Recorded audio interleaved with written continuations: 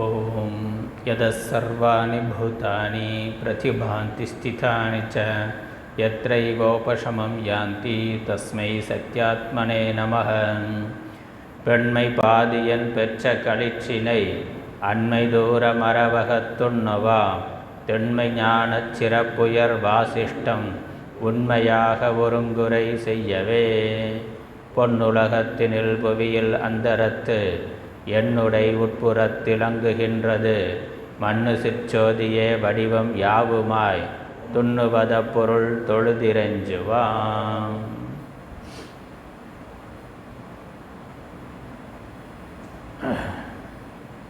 ஞான வசிஷ்டம். மூன்றாவது உற்பத்தி பிரகரணம். பாடல் 39-40. நிலையான இச்சீவன் முக்தியை விட்டுடல் இறந்தால் நிறைந்த வாயு அலையாமல் நிற்பது போல் உடலில்லா முக்தி பெறும் அதனின் தன்மை தொலையாது மறையாது தோன்றாது நனித்தல்ல தூரத்தல்ல உளையாது முடியாது நானல்ல பிறனல்ல ஒன்றுமல்ல. இருளன்றி ஒளியன்றி அளவன்றி இயல்பொன்றின்றி பொருகின்ற பூதங்கள் பல பொருள்களன்றி நிறைபுரணமாகி உருவன்றி அருவன்றி உளதன்றி உண்டில்லை அன்றி ஒன்றாய் வருகின்ற திருப்புட்டியின் அடுத்தோன்றும் மறவாது மதித்து கொள்வாய்.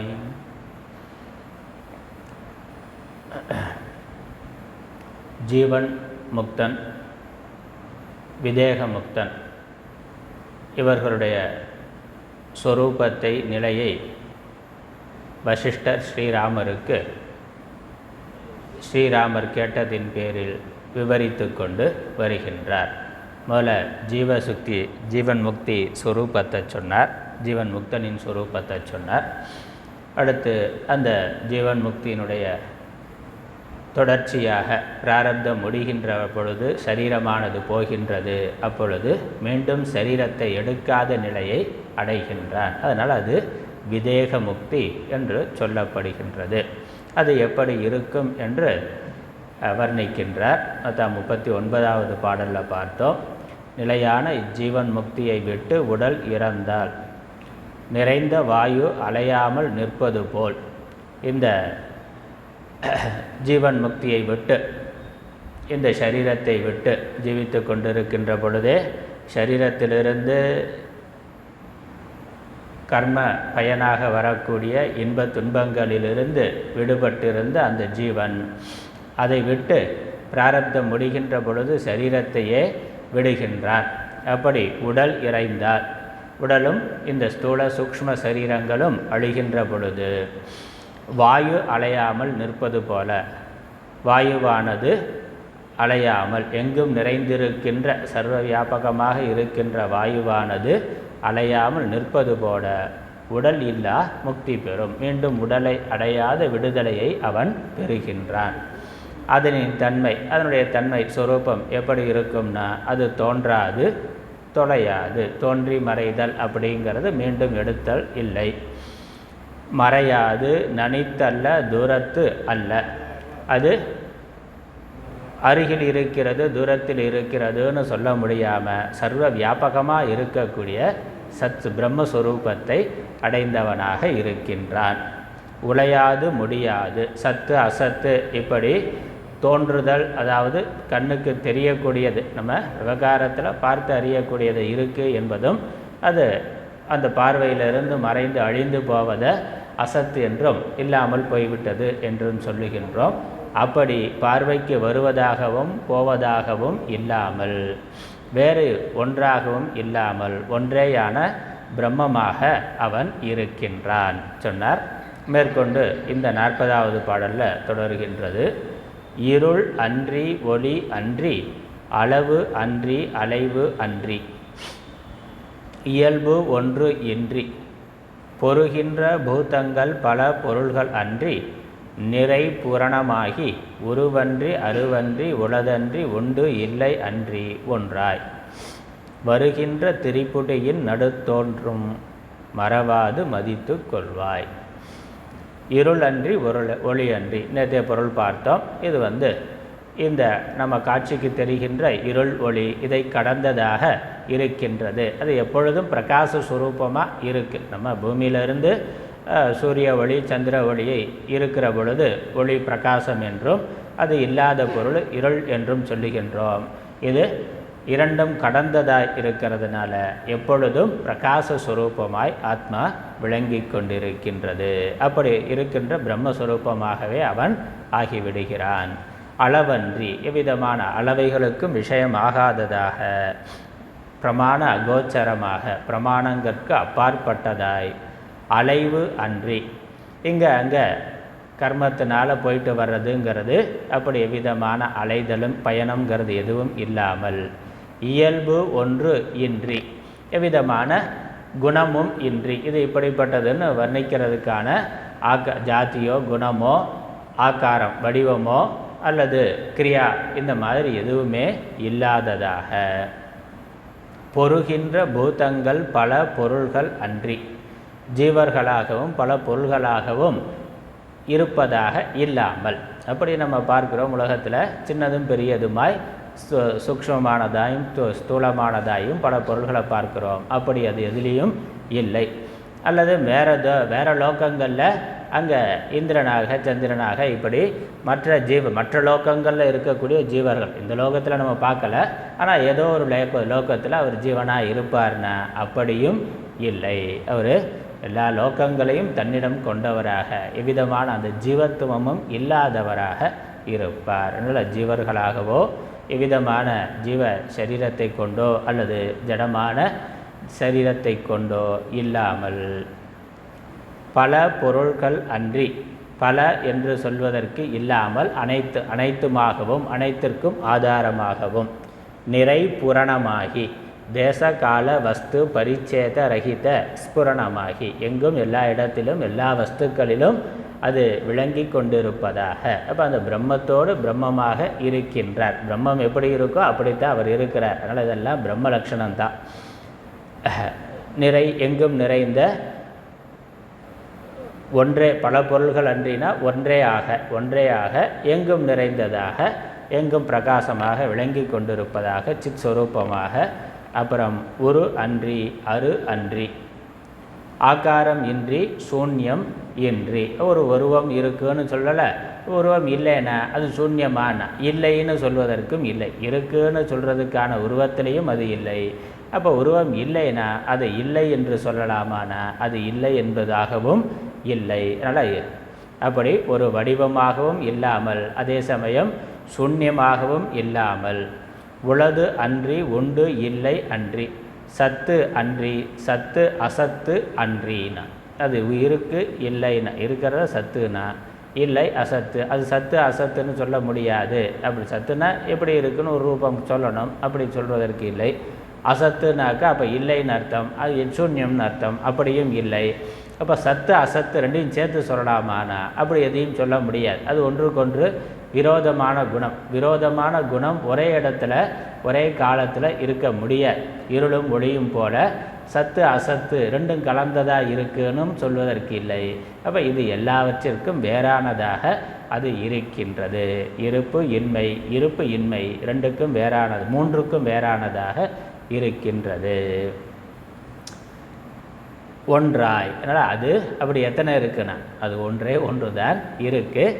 அந்த ஒன்றோடு ஒன்றாக கலந்ததா இந்த ஜீவன் முக்தன் இருக்கின்றான். அதனால் அதற்கு மேலே அவன் வேறுபடுத்துறதுக்கு எதுவுமே இல்லை. அப்படி அந்த ஒன்றே ஆன பரம்பொருளாக எல்லா கல்பனைகளும் நீங்கியவனாக அவன் இருக்கின்றான். வருகின்ற திரிபுட்டியின் நடுத்தோன்றும் மறவாது மறித்து கொள்வாய், சாட்சாத்கார உபாயம் மாறி வினைவயமாய் வருகின்ற திருஷ்டா தரிசனம் திருஷ்யங்கள் மத்தியில் தரிசனமானது இருந்து இலங்குகின்றதோ அதனை இடைவிடாமல் அனுசந்தித்து நின்று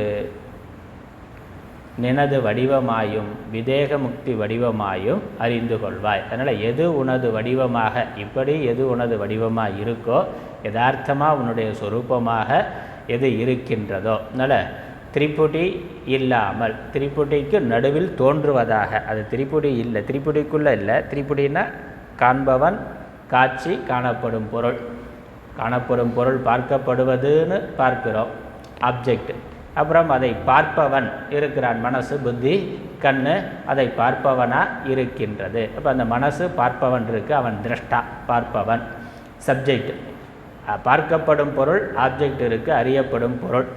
இந்த பார்ப்பவனையும் பார்க்கப்படும் பொருளையும் இணைக்கிறது, அதாவது பார்க்க உதவக்கூடிய சாதனமாக இருக்கக்கூடிய கண் முதலான கருவிகள், அதன் மூலமாக நிகழக்கூடிய அறிதல்ங்கிறது இருக்கு. அது தர்சனம், அதான் தர்சனம், காட்சி, காணுதல் அப்படிங்கிறதுனுடைய விளைவாக ஏற்படுவது. அப்போ திருஷ்டா, தரிசனம், திருஷ்யம். பார்ப்பவன், பார்க்கப்படும் பொருள், பார்த்தல். இந்த மூன்றுக்கும் சேர்த்து திரிபுட்டின்னு பேர். அறிபவன், அறியப்படும் பொருள், அறிதல் என்ற அந்த கிரியை. இந்த மூன்றுக்கும் மத்தியில்னா இந்த மூன்றுலையும் இருக்கு. இந்த சாட்சியானது அறிபவனுக்கும் ஆதாரமாக இருக்கு, அறியப்படும் பொருளுக்கும் ஆதாரமாக இருக்கு. அறிபவன் அறியப்படும் பொருளை உணர்வதற்கும் அறிவதற்கும் ஆதாரமாக இருக்கின்றது.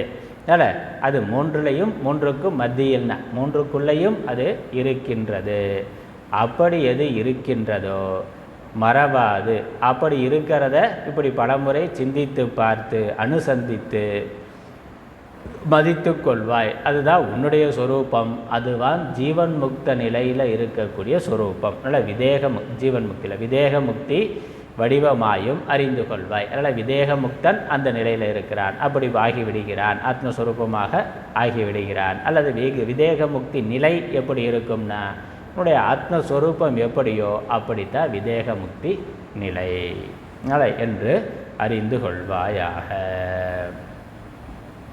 அடுத்த பாடல். உடனே அதற்கு மேலே ஸ்ரீராமர் இப்படிப்பட்ட இந்த நிலையை, அந்த ஜீவன் முக்தி விதேகமுக்தி நிலையை, அந்த கைவல்ய பதத்தை, ஆத்மாவாக பிரம்மமாக இருக்கின்ற நிலையை, மீண்டும் பிறவாத நிலையை அடையிறதுக்கு என்ன பண்ணுறது, எப்படி அடையிறது, அதற்கான ஞானம் என்ன என்று கேட்கின்றார் பாடல். இருளன்றி ஒளியன்றி அளவன்றி இறையல் ஒன்றின்றி பொருகின்ற பூதங்கள் பல பொருள்களன்றி நிறை புரணமாகி உருவன்றி அருவன்றி உளதன்றி ஒன்றில்லை அன்றி ஒன்றாய் வருகின்ற திரிபுட்டியின் அடுத்தொன்று மறவாது மதித்து கொள்வாய். அவ்வகையாம் பரவடிவை அறிவு நிறைவுற விரிவாய் அருள்வாய் என்ற செவ்விய வள்ளலுக்கு முனி செப்புவான் பெருங்கற்பம் சேர்ந்தபோதுல் எவ்வகை மூலங்களுக்கு மூலமாம் பிரம்மமே இலங்கா நிற்கும் வவ்வு மனத்தொழில் மாற்றி தனை மாய்த்தார் பெயரிறந்த வஸ்துவாகும். அவ்வகையாம் பர வடிவை நிறை அறிவுற விரிவாய் அருள்வாய் என்ற செவ்விய வள்ளலுக்கு இந்த ராமர் கேட்கின்றார். அவ்வகையாம் அந்த அனந்தமாயும் அறிவு ஆக்காரமாயும் பரமார்த்தமாயும் இருக்கும் அவ்வானந்த வடிவத்தை, அதனால் சத்து சித்து ஆனந்தமாக காலதேச வரையறை இல்லாமல் எல்லாவற்றையும் கடந்ததாக எல்லாவற்றிற்கும் ஆதாரமாக மூலமாக இருக்கின்ற அந்த ஆனந்த வடிவமான பரம்பொருளை நிறை அறிவு உற தெள்ள தெளிவாக அறிந்து நிறைவாக முழுமையாக சரியாக முழுமையாக அறிந்து கொள்ளும் பொருட்டு, அதனால் பூரண போதம் விருத்தியாதர் பொருட்டு அந்த பரம்பொருளை பற்றிய தெளிவான முழுமையான சரியான அறிவு ஏற்படும் விதமாக, எனக்கு அது தோன்றும் விதமாக, நான் அதை உள்ளவாறு புரிந்து கொள்ளும் விதமாக, ஏற்கனவே ஆரம்பத்திலிருந்து சொல்லிக்கொண்டு வருகின்ற அதை மீண்டும் மீண்டும் கேட்டு நல்ல தெளிவாக அந்த அறிவை ஞானத்தை முழுமைப்படுத்தி கொள்ள விரும்புகிறார். சந்தேகம் இல்லாமல் தவறுதல் இல்லாமல் உள்ளதை உள்ளவாறு முழுமையாக அறிந்து கொள்ள விரும்புகிறார். நல்லா ஏற்கனவே சொல்லப்பட்டிருந்தாலும் திரும்ப கேட்கின்றார். இதற்காக நான் நிறை அறிவு உற அந்த ஞானத்தில் முழுமை பெற விரிவாய் அருள்வாய், விரிவாக விஸ்தாரமாக அனுக்கிரகம் செய்ய வேண்டும். நன்று விரிவாக இன்னும் தெளிவாக நன்றாக சொல்லுங்கள் என்ற செவ்விய வள்ளலுக்கு, நல்ல சிறந்த செவ்விய குணங்களை உடைய என்று கேட்ட செவ்விய வள்ளலுக்கு. இது ராமர் எப்படிப்பட்டவர்னா சிறப்பு வாய்ந்த தலை வள்ளலாகிய ஸ்ரீ ராகவருக்கு, நல்ல வள்ளல் தன்மை கொடைத்தன்மை உடையவர், நல்ல சிறந்த பண்புகள் உள்ளவர். செவ்விய வள்ளலுக்கு முனி செப்புவான், முனிவர் சொன்னார். தவ இந்திரராகிய ஸ்ரீ வசிஷ்டர் அருளுவதாவது, அந்த முனிவர் வசிஷ்ட முனிவர் செப்புவார், சொல்லுகின்றார், அருளுகின்றார், உபதேசிக்கின்றார். எங்கேருந்து தொடங்குகிறார், எப்படி தொடங்குகிறார்னா, பெரும் கற்பம் சேர்ந்த போதில்,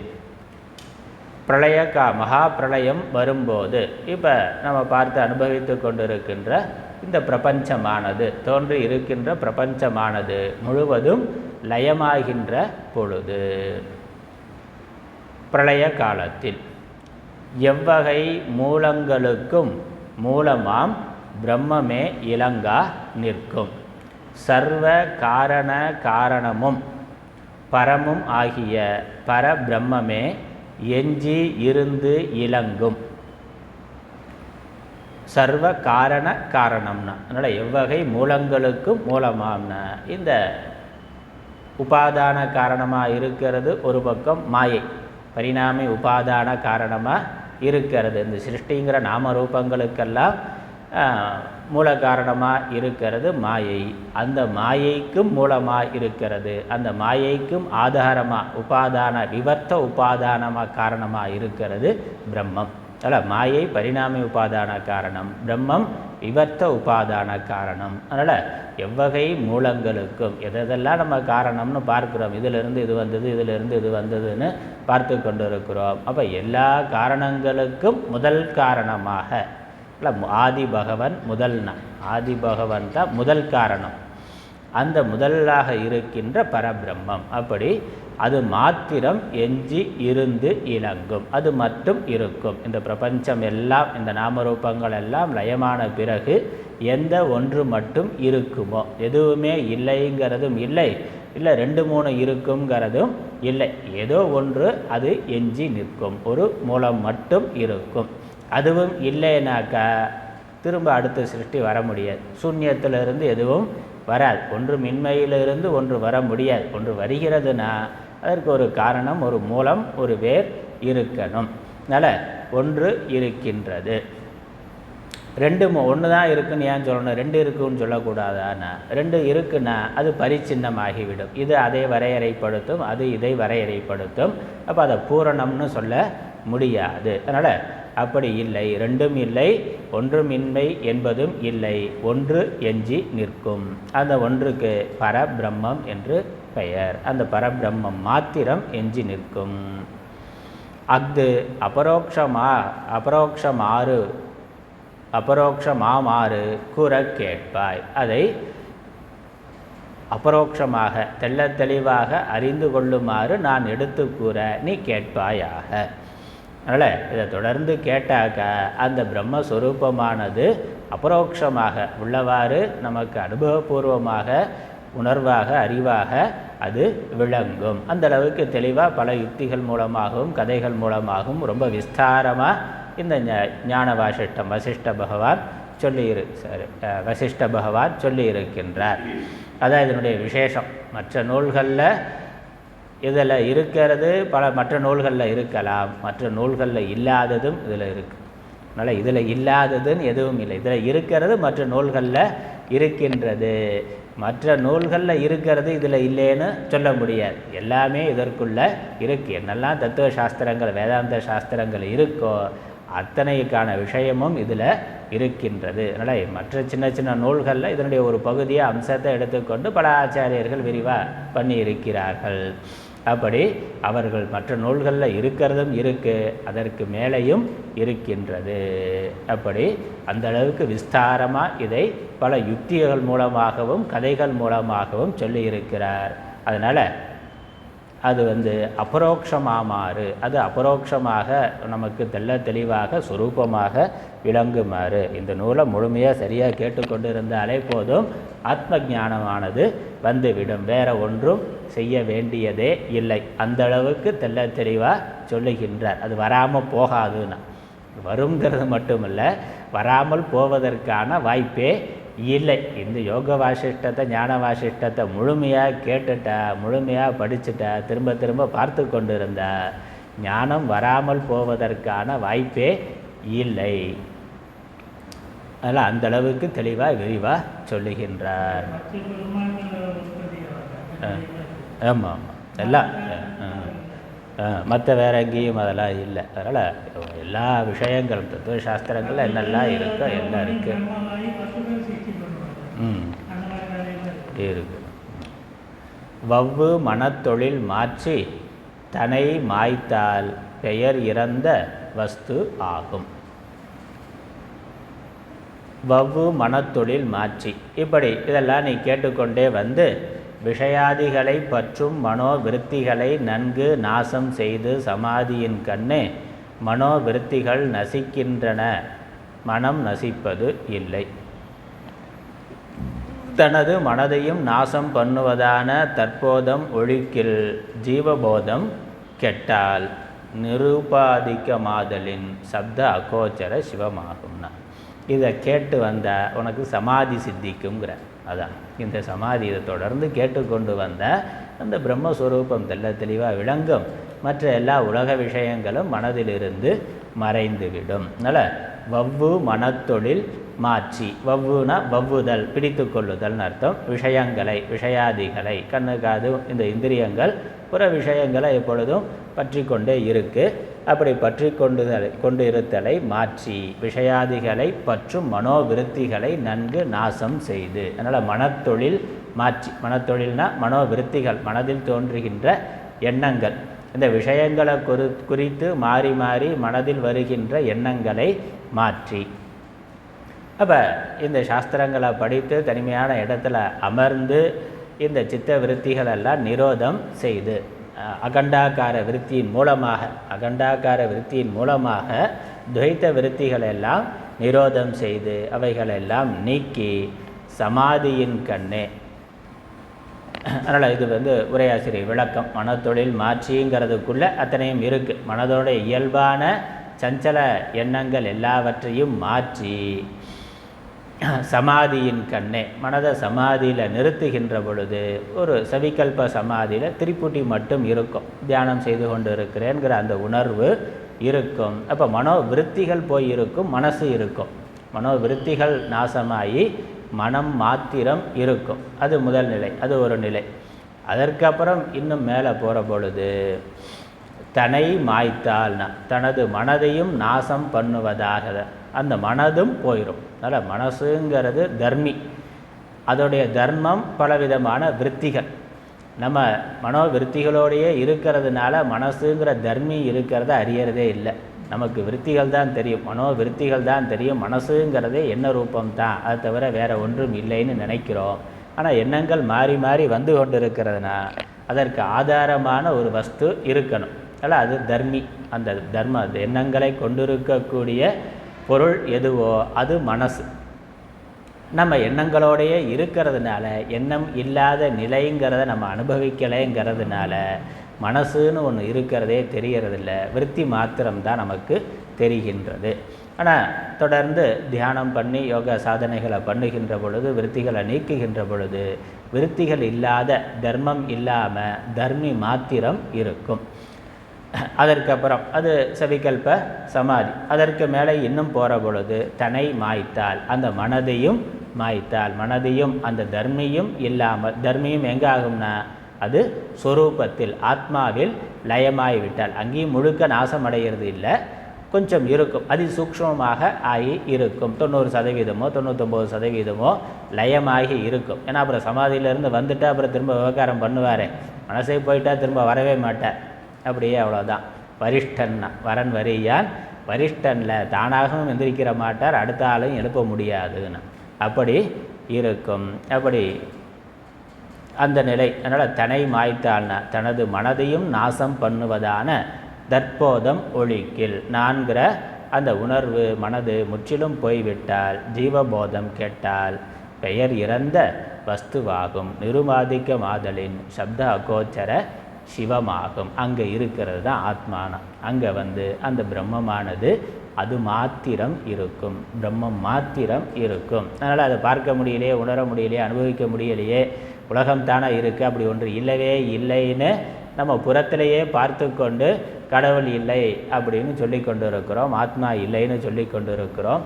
அது அனுபவத்தில் இல்லை, உலகம்தான் அனுபவத்தில் இருக்குது, அது எப்பொழுதும் அனுபவத்தில் இல்லை. ஆகவே முதலே சொன்னார், இந்த கடுகுக்குள்ளே அண்டங்களை நுழைக்கிற மாதிரி இந்த கண்ணுக்கு தெரியாத பிரம்மத்துக்குள்ளே கண்ணுக்கு தெரிகின்ற பிரபஞ்சத்தை நுழைத்து அது இருக்குது இது இல்லைன்னு சொல்கிறது இருக்குன்னு சொன்னார். இந்த பிரம்மாண்டம் கண்ணுக்கு தெரியக்கூடியதாக இருக்குது, அனுபவத்தில் இருக்கக்கூடியதாக இருக்குது. ஆனால் இதெல்லாம் உண்மையில் இல்லை.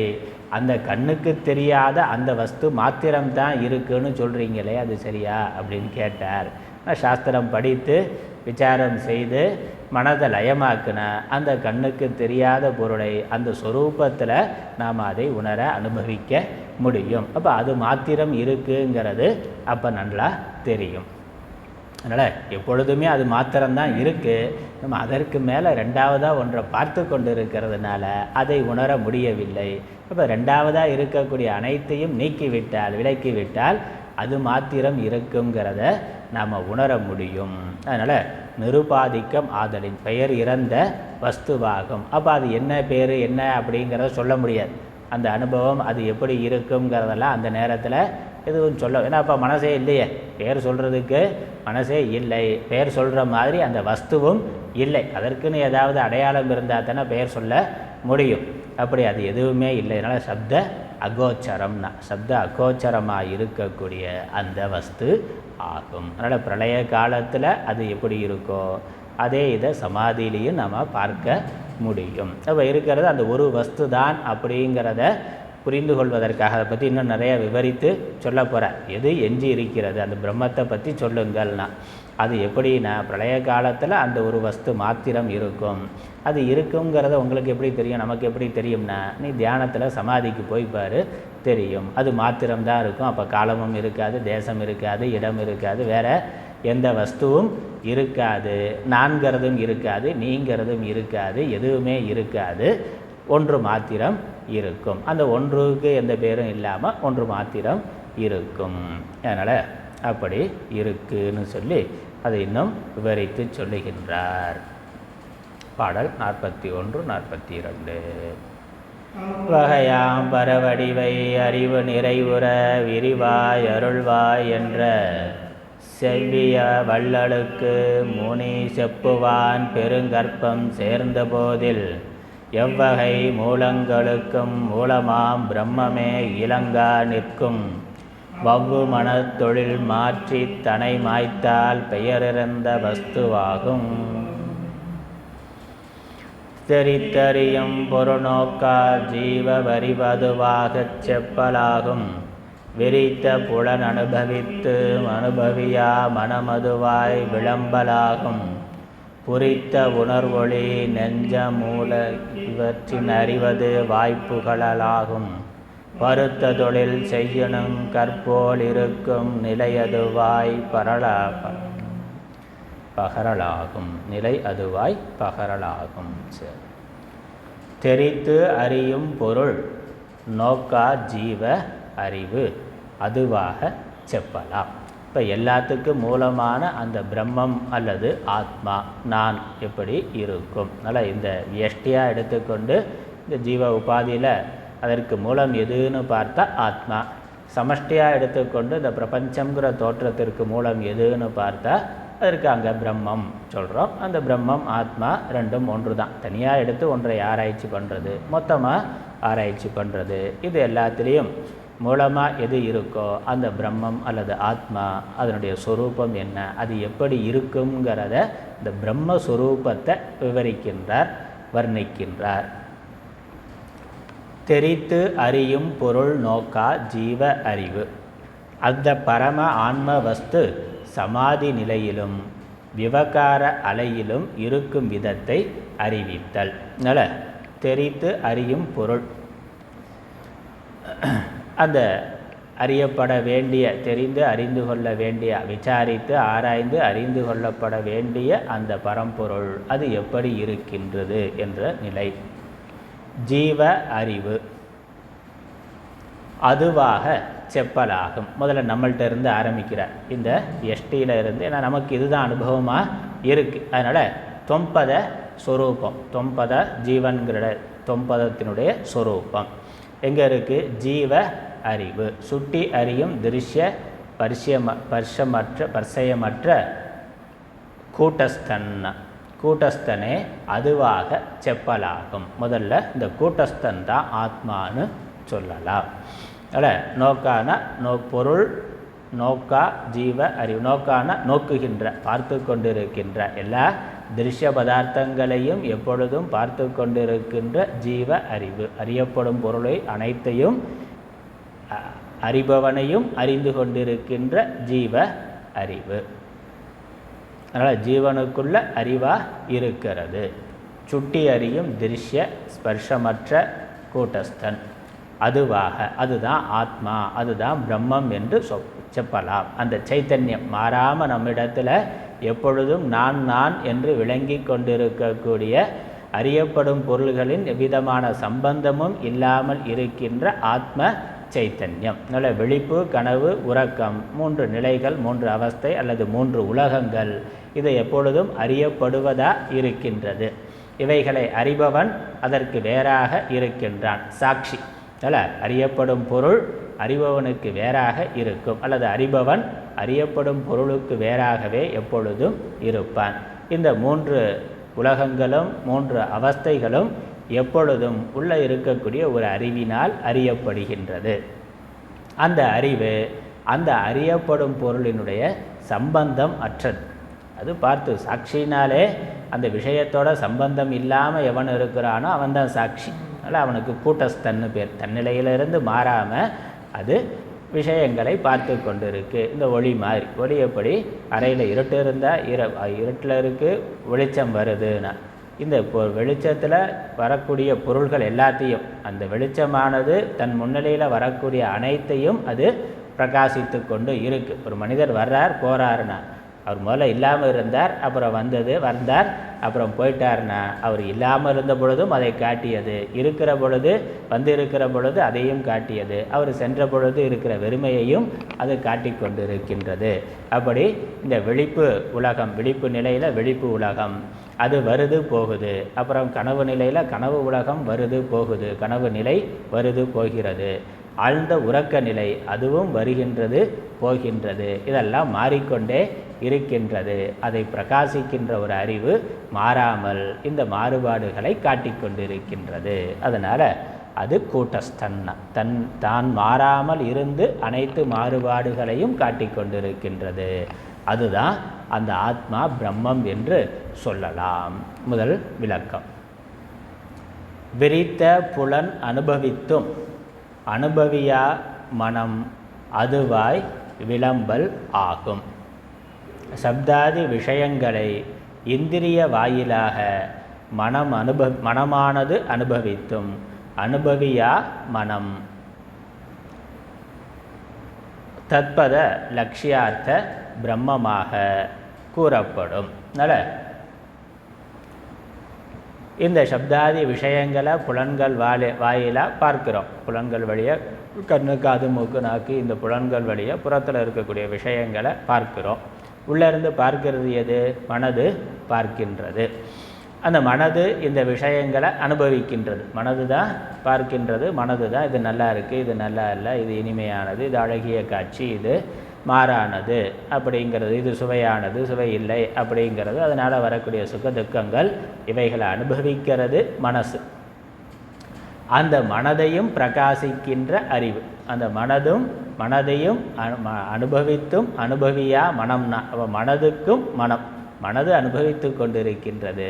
அதை அனுபவிக்காததாக அதற்கும் சாட்சியாக ஆத்மா இருக்கின்றது. அல்லது மனது வாயிலாக அனுபவித்து கொண்டிருந்தாலும் அது அனுபவிக்காததாக இருக்கின்றது. அப்போ அது இருக்கிறதுனால அனுபவம் வருது, அது இல்லைன்னா அனுபவமே இல்லை. அந்த ஆத்ம சைத்தன்யம் உள்ள உயிர் இல்லைன்னா மனதுக்கும் இயக்கம் இல்லை, புலன்களுக்கும் இயக்கம் இல்லை, இந்த உலகத்தோடு நம்மால் தொடர்பு கொள்ள முடியாது, ஜடமாக பிணமாக ஆகிவிடுவோம். அப்போ எது இருக்கிறதுனால மனது இயங்குகின்றதோ அப்போ அதுதான் இந்த மனதின் வழியாக அனுபவிக்கிறதுங்கிறதுக்கு அர்த்தம். அப்புறம் உண்மையிலேயே அது அனுபவிக்குதான்னா அனுபவிக்கலை, அதன் முன்னிலையில் மனது இயங்குகின்றது, அதனால் அது சாட்சியாக இருக்கிறதுனால அனுபவிக்கலை. அப்புறம் இந்த அனுபவங்கிறதே மாயத் தோற்றம், அது மாயையினால் வந்தது. முறையே பார்த்தோம் எல்லாம் மனக்கற்பிதம்னா மனமே கற்பிதம். அதனால் உலக விஷயங்கள் எல்லாம் மனக்கற்பிதம். அதற்கு மேலே பார்த்தா மனமே கற்பிதம், அது ஹிரண்ய கர்ப்பன் ஈஸ்வரனுடைய கற்பிதமாக இந்த யஷ்டி மனசானது இருக்கின்றது. அந்த சமஷ்டி மனசே அது கற்பிதம். அதனால் அது அனுபவித்து கொண்டிருந்தாலும் அனுபவிக்காததாக இருக்கின்றது. அப்போ என்ன அர்த்தம்? வாஸ்தவமாக அனுபவங்கிறதே நடக்கலேன்னு அர்த்தம். அதனால் அப்படி இந்த லைட் இருக்குது, லைட்டு வெளிச்சத்தை கொடுக்குது. இந்த லைட்டு வெளிச்சத்தை கொடுக்கறதுக்கு காரணம் என்னது? அதற்கு பின்னாடி இருக்கக்கூடிய மின்சாரம். அப்போ இந்த லைட்டுக்கு ஆத்மாவாக இருக்கிறது மின்சாரம். மாதிரி ஃபேன் இருக்குது, ஃபேனு காற்றை கொடுக்குது. இந்த ஃபேனை இயங்கிறதுக்கு காரணமாக இருக்கிறது என்னது? மின்சாரம், அதுதான். அப்புறம் அயன் பாக்ஸ் இருக்குது, வாட்டர் ஹீட்டர் இருக்குது. இப்படி வெப்பத்தை உண்டு பண்ணக்கூடிய பல மின் சாதனங்களை பார்க்குறோம். இந்த மின்சாதனங்களுக்கு ஆத்மாவாக இருக்கிறது எது? மின்சாரம் தான். இந்த மின்சாரம் இருக்கிறதுனால தான் மின்சாதனங்கள் இருக்குது. இப்போ எது இருந்தால் எவைகள் இருக்குமோ, எது இல்லைன்னா இவைகள் இருக்காதோ அது அதற்கு ஆத்மா. அது ஆத்மாவுக்கு லட்சம். ஆத்மானா எது இருந்தால் இது இருக்குமோ, எது இல்லைன்னா இவைகள் இருக்காதோ இயங்காதோ அதுதான் அதற்கு ஆத்மா. எது இருந்தால் உடம்பு இயங்குமோ, எது இல்லைன்னா உடம்பு இயங்காதோ அதுதான் உடம்புக்கு ஆத்மா. இந்த மாதிரி எது இருந்தால் லைட் எரியுமோ, எது இல்லைன்னா லைட்டுங்கிறதே இல்லையோ அதுதான் லைட்டுக்கான ஆத்மா.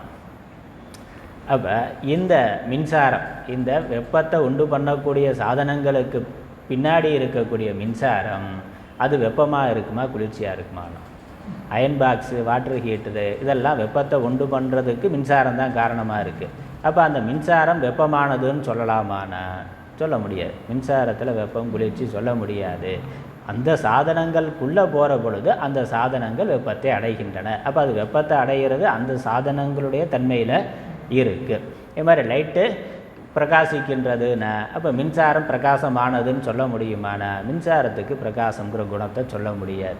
அப்புறம் குளிர்ச்சியை உண்டு பண்ணக்கூடிய மின்சாதனங்கள் இருக்குது, பார்க்கணும். ஃப்ரிட்ஜ் இருக்குது, ஏசி இருக்குது, இவைகள் குளிர்ச்சியை உண்டு பண்ணுகின்றன. அப்போ இந்த குளிர்ச்சி மின்சாரத்தின் இதுக்கு ஆத்மாவாக இருக்கிறது எது? மின்சாரம் தான். இப்போ மின்சாரம் இருக்கிறதுனால தான் இவைகள் குளிர்ச்சியை தருகின்றன. அதனால் ஆத்மா அந்த மின்சாரமானது குளிர்ச்சியானதுன்னு சொல்ல முடியுமானா சொல்ல முடியும். அப்போ இந்த வெப்பமோ, இந்த குளிர்ச்சியோ, இந்த பிரகாசமோ, வேறு என்னெல்லாம் பவர் இருக்கோ மின்சாரம் மூலம் விளங்குகின்றதோ அதனுடைய எந்த குணத்தையும் மின்சாரத்துக்கு சொல்ல முடியாது. இதெல்லாம் இதுவாக இருக்கிறதுக்கு அது காரணமாக இருந்தாலும் இதன் வழியாக அது அனுபவித்து கொண்டு இருக்கிறது நம்ம எடுத்துக்கொண்டாலும் அதுக்கு உண்மையிலேயே எந்த குணமும் எதுவும் கிடையாது. அதனால் அனுபவித்தும் அனுபவியா மனம்னா இவைகள் மூலமாக அதுதான் அது இயங்குகின்றது. ஆனால் எதுவும் அது பண்ணவில்லை, நிர்விகாரமாக இருக்குது. அந்த நிர்விகாரத்தன்மை தான் அனுபவிக்காமல் இருத்தல் அப்படிங்கிறது. அப்போ இது லட்சியார்த்தம். அதனால் இதற்கு வேற அது மாறாமல் இருக்குது அப்படிங்கிறது. அப்படி எது இருக்கோ அது ஆத்மா. புரித்த உணர்வு, ஒளி, நெஞ்சம், உலகு இவற்றின் அறிவதுவாய் புகழல் ஆகும். அடுத்த விளக்கம். புரித்த உணர்னா உணர்வு, அறிவு. அப்புறம் பாக்கியார்த்த ஞானம் நம்ம அர்த்தம் கொடுக்குறார்.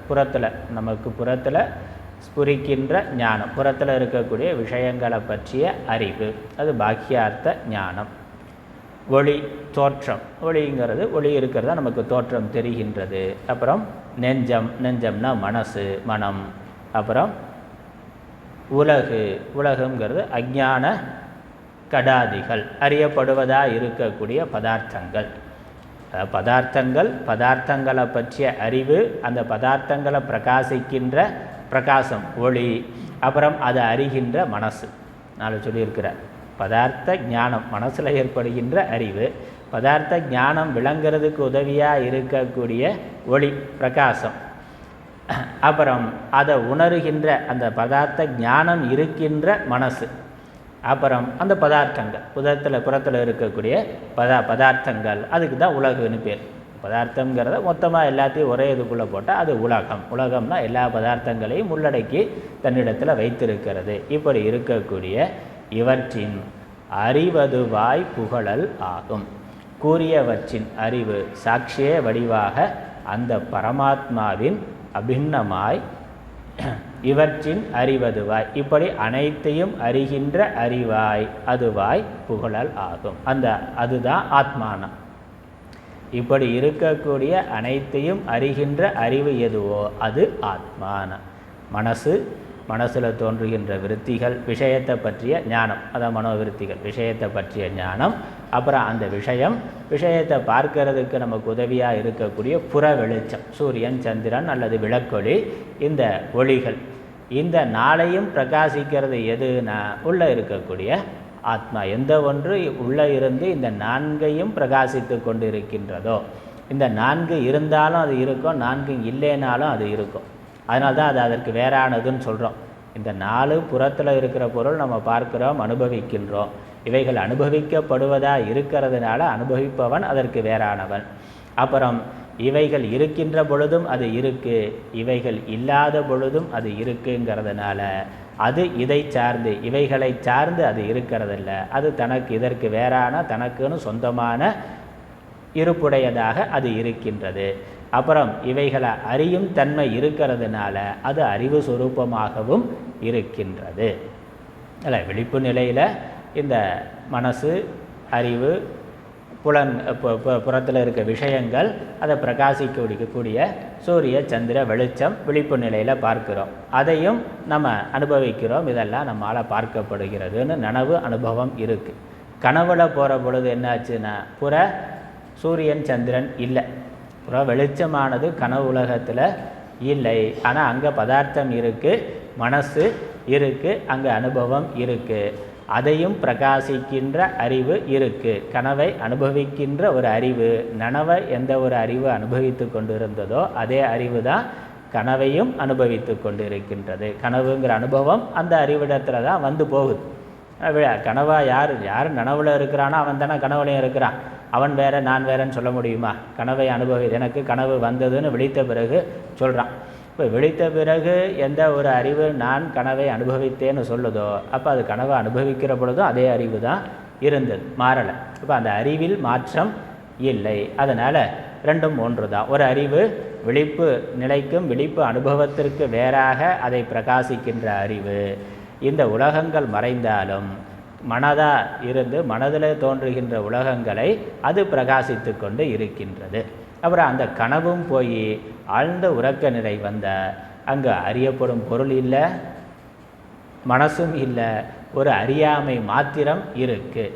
அந்த அறியாமையும் பிரகாசப்படுத்துகின்ற அறிவு அப்படியே இருக்குது. விழிப்பு நிலையில் எந்த அறிவு விழிப்பு உலகத்தை பார்த்ததோ, கனவு நிலையில் எந்த அறிவு கனவு உலகத்தை பார்த்ததோ, ஆழ்ந்த உறக்க நிலையில் அந்த அறிவு அந்த அறியாமையையும் பிரகாசித்து கொண்டு இருக்கின்றது. அப்போ அந்த அறிவு மாறலை. இந்த உலகங்கள் மாறி இருக்குது, இந்த நிலைகள் மாறி இருக்குது, அனுபவங்கள் மாறி இருக்குது. அந்த அனுபவிப்பவன் அந்த என்னது இந்த விஸ்வன் அப்படி அதை ஞாபகம், விஸ்வன் பிராக்ஞன் விஸ்வன் தைஜசன் பிராக்ஞன் அப்படிங்கிற அந்த சரீர அந்த கரண பிரதிபிம்ப சைத்தன்யம், அந்த அபிமானியான திரஷ்டான்னு முதல்ல சொன்னோமே, அந்த திரஷ்டாவும் போரிட்டான், அவனும் மாறிட்டான். விழிப்பு நிலையிலிருந்து பார்க்கிற அந்த மனதோட அபிமானம் கொண்டு இருக்கக்கூடிய கர்த்தா அவன் மாறிட்டான். அவனுக்கு விஸ்வன்னு பேர். கனவு நிலையில் இருந்து கனவு உலகத்தை பார்க்கிற திரஷ்டா அவன் தைஜசன், அவனும் மாறிட்டான். பிராக்ஞன் வந்துட்டான். அப்புறம் ஆழ்ந்த உறக்க நிலையில் பிராக்ஞன் இருக்கிறான். அப்போ அறியப்படும் உலகம் மூன்றும் மாறுது. அதை அறிகின்ற பிரதிபிம்ப சைத்தன்யம் சரீர அபிமானியான ஜீவன் அவனும் மாறுகிறான்.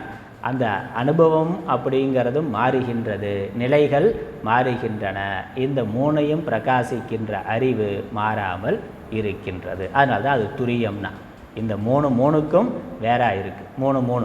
மூணுனா விழிப்பு உலகம், கனவு உலகம், ஆழ்ந்த உறக்க உலகம், காரண பிரபஞ்சம், ஸ்தூல பிரபஞ்சம், சூக்ஷ்ம பிரபஞ்சம், காரண பிரபஞ்சம், 3 பிரபஞ்சம். 3 பிரபஞ்சங்களும் வருகின்ற அவஸ்தை, விழிப்பு நிலை, கனவு நிலை, ஆழ்ந்த உறக்க நிலை, மூணு வரக்கூடிய 3 அவஸ்தை, 3 காலம் இருக்குது. அப்புறம் இந்த 3ஐயும் அனுபவிக்கிற விஸ்வன், தைஜசன், பிராக்ஞன்கிற ஜீவன். இந்த 3மே 3 3 6 9 இது 3மே மாறின பொழுதும் தான் மாறாமல் அப்படியே இருக்கிறது. அது துரியம். அந்த துரியம் அப்படியே இருந்து அதை பிரகாசித்து கொண்டு இருக்கின்றது. அப்படி எவன் இருக்கிறானோ, அப்படி எந்த ஒரு அறிவு இருக்கின்றதோ அந்த அறிவு பரமாத்மா, அதுதான் பிரம்மம், அதுதான் ஆத்மா. அதனால் புரித்த உணர்வு, ஒளி, நெஞ்சம், உலகு இவற்றின் அறிவதுவாய் புகழல் ஆகும். இப்படி இதெல்லாத்தையும் அறிந்து கொண்டிருக்கின்றவன் எவனோ அது ஆத்மா என்று சொல்லப்படும். உபனிஷத்துக்களால், சாஸ்திரங்களால், பெரியோர்களால் அதுதான் ஆத்மான்னு சொல்லப்படும். ஆமாம், இந்த ஜீவ சப்தத்துக்கு வாச்சியார்த்தத்தில் இதெல்லாம் இருக்குது. அதை அறிபவன் அவன் லட்சியம். அந்த அறிவு அதான் லட்சியம், தொம்பதத்தினுடைய லட்சியார்த்தம். அதை சமஷ்டியாக சொன்னால் தத்பதத்தினுடைய லட்சியார்த்தம். சமஷ்டி விராட்டு, அப்புறம் கிரண்ய கர்ப்பன், அப்புறம் ஈஸ்வரன், அந்தர்யாமி ஈஸ்வரன், 3க்கும் சாட்சியாக இருக்கக்கூடிய அந்த பிரம்மம், அது லட்சியார்த்தம்.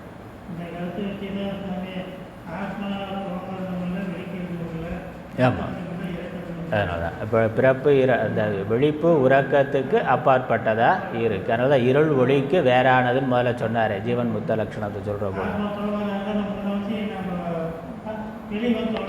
ஆமாம், அது மாறாமல் இருக்கிறதுனால மாறுகின்ற அனுபவங்களை நம்ம பார்க்குறோம், சொல்லுகின்றோம். அதனால் விதேக முக்தனுடைய லட்சணம் சொல்கிற பொழுது அதனால் இருள் ஒளிக்கு அப்பாற்படும், இருளும் இன்றி ஒளியும் இன்றி அப்படின்னு சொன்னார். அதுதான் பிரம்மத்தினுடைய சொரூபம். கல் போல் இருக்கும் நிலை அது எப்படி இருக்குன்னா, பருத்த தொழில் செய்யணும்.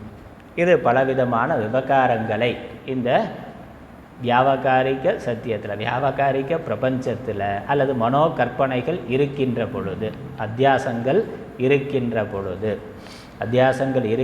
பொழுது மிகுந்த விவகாரத்தோடு கூடியிருப்பினும், பல விவகாரங்களை செய்து கொண்டிருப்பது போல இருப்பினும். கூடியிருப்பணும்னா உண்மையிலே விவகாரம் இல்லை, அது விவகாரம் மாயையாக இருக்கின்றது. அதனால் விவகாரங்கள் வாஸ்தவமாக இருப்பது போல தோன்றி அந்த விவகாரங்களை செய்து கொண்டு இருந்தாலும், அத்தியாச காலத்தில், சிருஷ்டி காலத்தில் இவைகள் அனைத்தையும் செய்து கொண்டு இருப்பினும் கல் போல் இருக்கும் நிலை அதுவாய் பகரலாம்.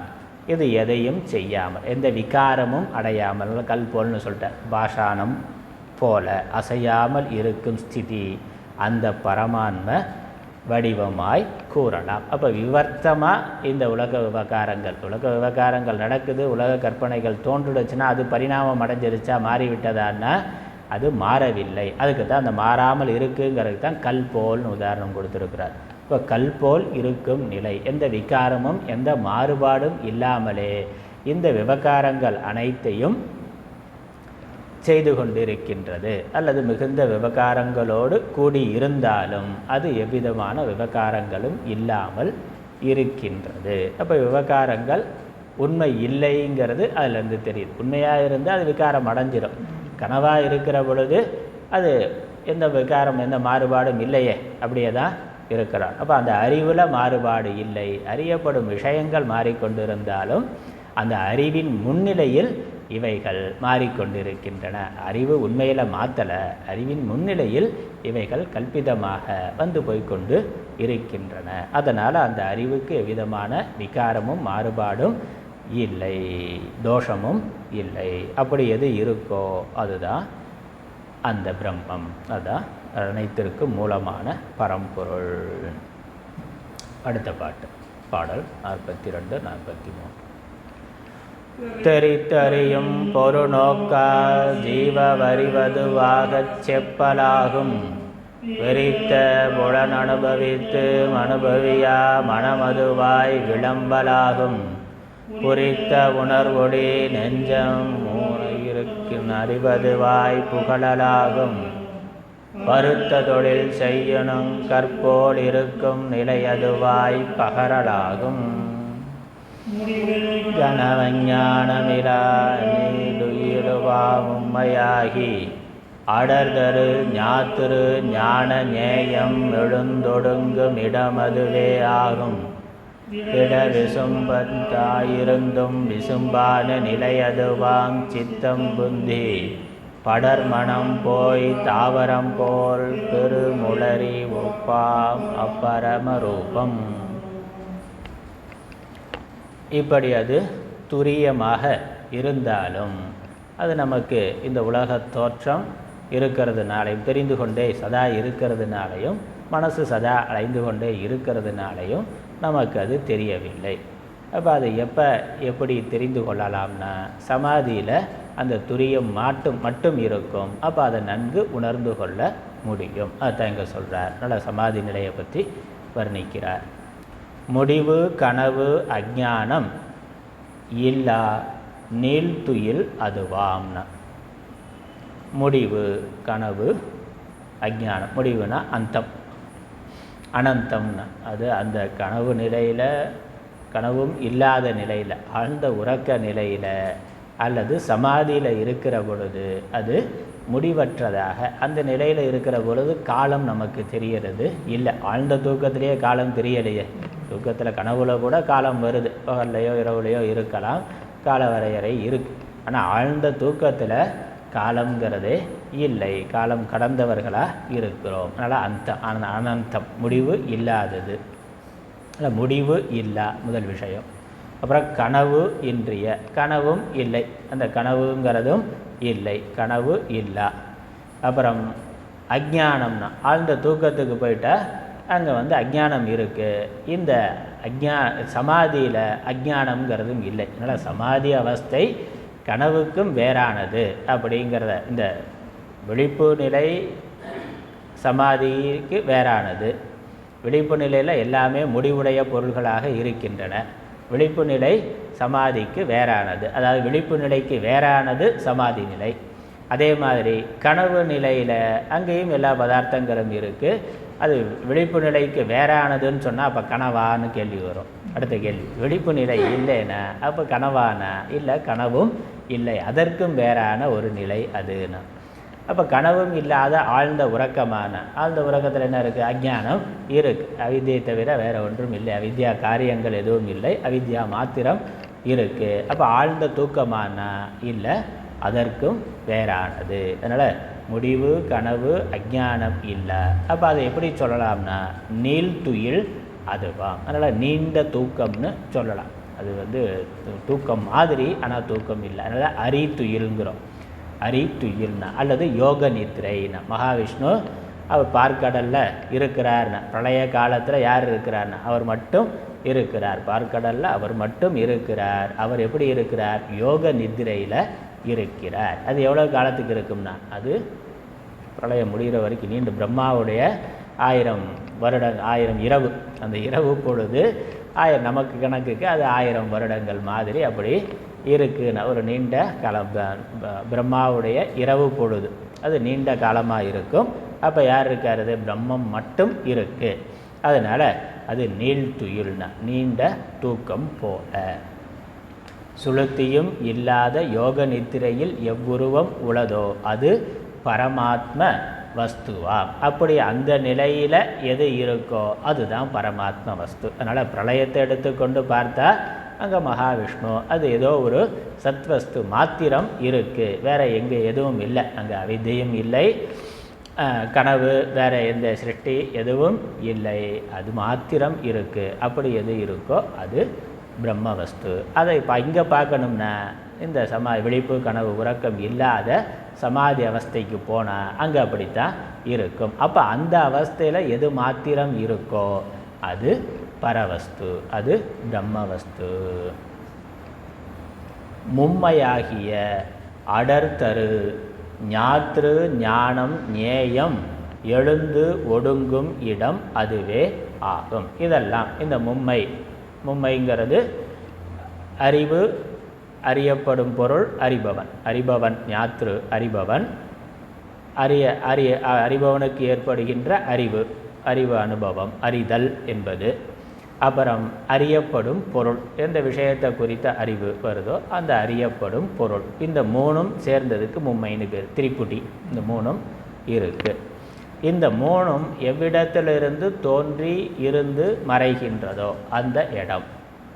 அதனால் எழுந்து ஒடுங்கும் இடம் அதுவே ஆகும். அறிபவன் அறிவு, விழிப்பு நிலையில் அறிபவன் அறிவு, அறியப்படும் பொருள்லாம் இருக்குது. கனவு நிலையிலையும் அறிபவன் அறிவு, அறியப்படும் பொருள் இருக்குது. ஆழ்ந்த உறக்க நிலையிலையும் அறிவு, அறிபவன், அறியப்படும் பொருள் இருக்குது. அதுக்கும் அந்த மூணும் எங்கேருந்து தோன்றி எங்கே இருந்து எங்கே லயமாகின்றதோ அதுவே ஆகும். அதுதான் பிரம்மம், அதான் பரவஸ்து. பரவஸ்துவினுடைய இடம் அதுதான். அந்த நிலையில் எது இருக்கிறதோ அது பிரம்மம்னு. திரிபுடியாய் நெருங்கி விவகரிக்கும் அறிபவன் அறிவு, அறிபடும் பொருள், உதித்து எண்ணும் இவைகள் ஒடுங்கும் அதிகரணம் அந்த பரமாத்மே ஆகும். எந்த அதிகரணம்? அதிகரணம்னா ஆதார ஸ்தானம், ஆதார இடம். எதனிடத்திலிருந்து தோன்றி இருந்து எதனிடத்தில் ஒடுங்குகின்றனவோ அதுதான் பரமாத்மா. இந்த நகைங்கிறது எங்கே தோன்றி எங்கே இருந்து எங்கே ஒடுங்குதோ அதுதான் அதற்கு காரண வஸ்து. அதான் அதுக்கு அதிகரணம். என்னது? தங்கம். தங்கத்தின் மேலே நகை தோன்றி இருந்து தங்கத்திலேயே ஒடுங்கி விடுகிறது அந்த வடிவம். அது தங்கம் அந்த நகைங்கிற வடிவம் ஒடுங்கின பிறகு என்னது? தங்கம் மாத்திரம் இருக்கின்றது. அதுதான் அதற்கு அதிகரணம். அது மாதிரி இந்த பிரபஞ்சம் தோன்று இருந்து ஒடுங்குகின்ற பிறகு எது இருக்கோ, இது அனைத்திற்கும் அதிகரணமாக எது இருக்கோ அது பரபிரம்மம். அதுதான் பரபிரம்மம். இந்த பிரபஞ்சம் அனைத்தும் எந்த காலத்தில், ஏதோ ஒரு காலத்தில் தோன்றியது இருக்குன்னா, சயின்ஸாக தானே சொல்கிறான். ஒரு காலத்தில் இது பிக் பேங் தியரின்னு அவன் ஏதோ தியரி சொல்கிறான். ஆனால் தோற்றம் ஒரு காலத்தில் தோன்றியதுங்கிறதுல மாற்று கருத்து கிடையாது விஞ்ஞானத்துக்கு. அது எப்படி தோன்றியதுங்கிறதுக்கு அவன் ஒரு மதம், அவன் விஞ்ஞான மதம், அவன் ஒரு சயின்ஸில் அவன் ஒரு தியரி சொல்கிறான். அதுக்குள்ளேயே மாறுபட்ட கருத்துக்களும் இருக்குது. அது காலத்தினால மாறலாம். ஆனால் அது ஒரு மதம். தோன்றியதுங்கிறது ஏற்றுக்கொள்ளப்பட்டு இருக்குது. ஒரு காலத்தில் பிரபஞ்சம் தோன்றியது அப்படிங்கிறது ஏற்றுக்கொள்ளப்பட்டு இருக்குது. அப்போ இது இருக்குங்கிறதும் ஒரு காலத்தில் இது அழிந்து போகும். ஏன்னா எது தோன்றி இருக்கோ அது அழிந்து போகும், அது அழிந்து போய்விடும். சூரியன் எப்போ இருண்டு போகுதோ அப்போ பூமி இல்லாமல் 200 பூமி தோன்றி, பூமிக்கு காலம் சொல்கிறோம் 200 கோடி வருஷத்துக்கு முன்னாடி தோன்றியதுன்னா, சூரியன் என்னன்னா அது 500 கோடி வருஷத்துக்கு முன்னாடி தோன்றியது, இன்னும் ஒரு 500 கோடி வருஷத்துக்கு இருக்கும், அப்புறம் அது போய்விடும்னா. அப்போ அது தோன்றுவதற்கு முன்னாடி எங்கே இருந்ததோ, எதிலிருந்து இந்த சூரியன் தோன்றியதோ, எதில் இருக்கோ, எதில் லயமாகுமோ, எதில் லயமான பிறகு எது எஞ்சி இருக்குமோ அது பிரம்மம். அந்த மாதிரி நம்ம சூரிய குடும்பம் இப்படி பிரபஞ்சத்தில் என்னெல்லாம் இருக்கோ எதெல்லாம் தோன்றி எப்போ தோன்றி எங்கே இருந்து எங்கே லயமாகிறதோ அது லயமான பிறகு எது இருக்குமோ அது பிரம்மம்னா. அதனால் இதற்கு ஆதாரமாக எது இருக்கோ அது பிரம்மம். அப்படி ஒன்றும் இல்லைன்னு சொல்ல முடியாது. ஏன்னா நாம் இருக்கோமே, நாம் இருக்கோம், உலகம் இருக்கிறது அப்படிங்கிறதே இதற்கு ஆதாரமாக ஒன்று இருக்கிறதுங்கிறதுக்கு பிரமாணம். நாம் இருக்கிறோங்கிறதுக்கு நாம் இருக்கிறோங்கிறதே நமக்கு ஆதாரமாக ஒன்று இருந்தது இருக்கிறதுங்கிறதுக்கு பிரமாணம். நமக்கு அம்மா அப்பா இருக்காங்களான்னா, அம்மா அப்பா இப்போ உயிரோடு இருக்கலாம் அல்லது போயிருக்கலாம். இப்போ பார்க்கல, போயிட்டாருன்னா இப்போ பார்க்க முடியாது. பார்க்க முடியாதுங்கிறதுனால இல்லைன்னு சொல்ல முடியுமா? அம்மா அப்பாவை பார்த்துருக்கோம், தாத்தாவை பார்த்துருக்குறோம், பாட்டியை பார்த்துருக்குறோம். அதுக்கு முன்னாடி கொள்ளு தாத்தா பாட்டியை பார்த்துருக்கோமான்னு சிலர் பார்த்துருக்கலாம். அதுக்கு முன்னாடி அடுத்த தலைமுறை பரன்னா அதுக்கு மேலே இருக்குது, அவரை பார்த்துருக்கோமான்னா பார்த்தது இல்லையே. அதற்காக இல்லைன்னு சொல்ல முடியுமான்னு சொல்ல முடியாது. ஏன் இல்லைன்னு சொல்ல முடியாது? இப்போ நாம் இருக்கிறோங்கிறதே பிரமாணம். நம்ம இருக்கிறோம்னா நமக்கு ஒரு மூலம் இருக்குது. அப்பா இருந்தார்னா, அப்போ அப்பா வந்திருக்கிறாருன்னா அவருக்கு ஒரு மூலம் இருந்திருக்கிறார், அவருக்கு அப்பா இருந்திருக்கிறாருங்கிறது பிரமாணம். அதனால் நாம் இருக்கிறோங்கிறதே நமக்கு ஒரு மூலம் காரணம் இருக்கிறதுங்கிறதுக்கு நாமளே பிரமாணம். அதேமாதிரி பிரபஞ்சம் இருக்குங்கிறதே பிரபஞ்சத்திற்கு ஆதாரமான ஒரு மூலப்பொருள் இருக்குங்கிறதுக்கு பிரமாணம். அதனால் தடஸ்த லட்சணம்னு சொல்கிறோம். எதிலிருந்து தோன்றி எதில் லயமாகின்றதோ அந்த மூல வஸ்து, அந்த அதிகரணம், அது பிரம்மம்னு உலகத்தை வைத்துக்கொண்டு லட்சணம் சொல்கிற போது தடஸ்த லட்சணம். அது அப்படி அந்த பரமாத்மாவே ஆகும். அப்புறம் என்னென்னா திட விசும்பு அன்றாய் இருந்தும் விசும்பான நிலை அதுவாம். திட விசும்புனா இந்த பஞ்சபூதங்கள் அதில் இருக்கக்கூடிய விசும்பு, நம்ம பார்க்குற இந்த ஸ்தூல ஆகாசம், அதற்கு முன்னாடி இருந்த சூக்ஷ்ம ஆகாசம், இது தோன்றுவதற்கு முன்னாடி இவைகளும் தோன்றியவை, ஆகாசமும் பஞ்சபூதங்களும் தோன்றியவை தான். அந்த ஆகாசத்துக்கும் மேலே, அதனால் திட விசும்பு அன்றாய் இருந்தும் விசும்பான அந்த ஆகாசத்துக்கு, ஏன்னா அதுதான் கொஞ்சம் பிரம்மத்துக்கு பக்கத்தில் இருக்கிறது ஆகாசம்தான். ஏன்னா அது ஒன்றாக இருக்குது, சர்வ வியாபகமாக இருக்குது, அதி சூக்ஷ்மமாக இருக்குது, இந்த தோஷரகிதமாக இருக்குது. எது அழுக்கும் மலரகிதமாக எந்த அழுக்கும் அதில் ஆகாசத்தில் ஒட்டுறது இல்லை. அதனால் அது முதல்ல தோன்றதுனால அதிகமாக தூய்மையுடையதாக இருக்குது. அதனால் அதற்கும் முதல்ல இருக்கிறது அதை விட ஆகாசம். அதனால் அது ஆகாசம் மாதிரினா இந்த ஆகாசத்துக்கும் மேலே இருக்கக்கூடிய ஆகாசம். அதனால் சிதாகாசம், அதை சிதம்பரம் சிதாகாசம்னு சொல்லுகின்றோம். அந்த ஆகாசத்துக்கும் இடம் கொடுத்துருக்கிறது, எல்லாத்துக்கும் இடம் கொடுத்துருக்கிறது ஆகாசம். அந்த ஆகாசத்துக்கும் எது இடம் கொடுத்துருக்கோ, அல்லது எல்லாம் ஆகாசத்திலிருந்து தோன்றியது, ஆகாசமும் எதிலிருந்து தோன்றியதோ அது விசும்பான நிலை அதுவாம். அதனால் அந்த விசும்புக்கும் விசும்பான நிலை எதுவோ அது பிரம்மமாம். சித்தம் புந்தி படர் மனம் போய் தாவரம் உள் அறிவு பெரும் ஒப்பாம் அப்பரம ரூபம். சிந்தித்தலின் சித்தம், சிந்திக்கிறதுனால சித்தம் மனசோட ஒரு ரூபம். அப்புறம் நிச்சயித்தலின் புத்தி, புத்திங்கிறது புத்தி, நிச்சயாத்மிகா புத்தி, நிச்சயமான எண்ணம் எதுவோ அது புத்தி. அப்புறம் படர் மனசு, விஷயங்களில் விரிந்து உணர்வு அறிதலால் மனசு. இப்படி இந்த மூன்றும் இவை ஒளிந்து சாந்தியாகி, இந்த மூன்றும் ஒளிந்து அடங்கி இருக்கின்ற பொழுது, இப்போ சமாதி அபியாசம் பண்ணுற பொழுது இந்த சித்தம் புத்தி மனசு இவைகளெல்லாம் ஒடுங்கி விடுகிறது, சாந்தியாகி தாவரம் உள் அறிவு பெறும்.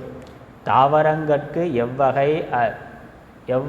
எவ்வசைவிலா வடிவம் உளதோ ஒப்பாம்னா, இந்த தாவரம் மாதிரினா செடி கொடிகள் தாவரம், அது எப்படி அசையாமல் ஒரு இடத்துல இருக்கோ அது மாதிரி அச்சரமாக இருக்குது. அதே சமயம் அங்கே ஒரு சேத்தனத்தன்மை இருக்குது. முதல்ல கல் மாதிரின்னு சொன்னார். கல் மாதிரினா கல் ஜடமாக இருக்குது, சேத்தனம் இல்லாத வஸ்துவாக இருக்குது. அதனால் இங்கே சேதனத்தன்மை இருக்குதுன்னு காமிக்கிறதுக்காக தாவரம் மாதிரின்னு உதாரணத்தை எடுத்துக்கொண்டு இருக்கிறார். தாவரம் உள் அறிவு பெரும் ஒப்பாம், ஒரு செடி அசைவில்லாத செடி கொடி தாவரங்கள் போல, அதே சமயம் அந்த சேத்தனத்தன்மை உடையதாக அப்பரம ரூபம், அந்த பரம்பொருள் ரூபம் அப்படி இருக்குது. அசைவில்லாததாக இருக்குது, அதுக்காக ஜடம்னு நினைத்து கொள்ளக்கூடாது கல் மண் மாதிரி. அதனால் அது தாவரத்துக்குள்ளே எப்படி ஒரு சேதனத்தன்மை இருக்கோ அந்த மாதிரியான ஒரு சேத்தனத்தன்மையோடு கூடி அதே சமயம் எவ்விதமான விகாரமும் இல்லாமல் அது இருக்கின்றதுன்னு சொல்கிறார். அதனால் அது ஒரு ஊமை, புரிந்து கொள்வதற்காக ஊமைக்க பெறும்னா. சரி, மேற்கொண்டு அடுத்த பாட்டை படிச்சிடலாம். கனவஞானமில்லா நீடு அதுவாம் உம்மையாகி அடர்தரும் ஞாத்துரு ஞான நேயமெழும் தொடங்கும் இடமதுவே ஆகும்.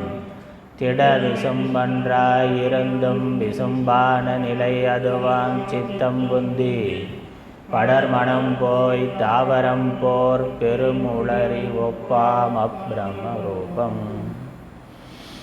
அயனொடு மால் சங்கரனும் சதாசிவனும் இந்திரனும் அருக்கந்தானும் வியனுப சாந்தராம் வேலையின் உபாதியெல்லாம் விட்டு நீங்கி பயனில் சகமென்கின்ற பற்றகன்று சின்மயமாம் பரமரூபம் உயர் கற்பமிலா வடிவமெங்கும் நிறை சிவமாகி ஒன்றாய் நிற்கும்.